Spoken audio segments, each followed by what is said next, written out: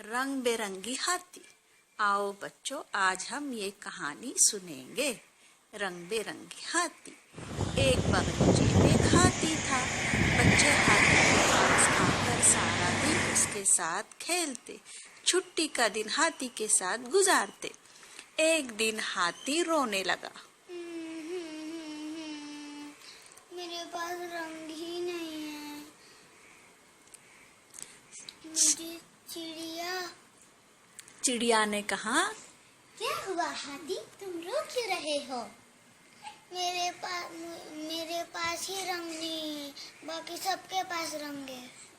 रुको, मैं तितली के पास जाके आती हूँ। तितली तितली, हाथी रो रहा है, क्यों? उस सबके पास रंग है, उसके पास रंग नहीं है। ये लो मेरे रंग। थैंक यू हाथी, देखो मैंने रंग लाए है। रुको, मैं मोर के पास भी जाके आती हूँ। मोर मोर, हाथी रो रहा है, क्यों? सबके पास रंग है, उसके पास रंग नहीं है। ये लो मेरे रंग। हाथी देखो, मैंने मोर और तितली से रंग लाए हैं। इसी तरह चिड़िया ने मोर और तितली से रंग लेकर आए और हाथी को बना दिया रंग बिरंगी। हाथी खुशी खुशी बाग में घूमने लगा।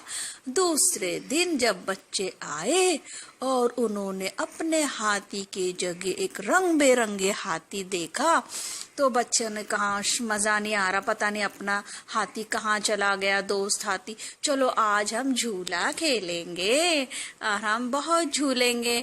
इसलिए वो हाथी के पास नहीं आए और जाके झूला खेलने लगे।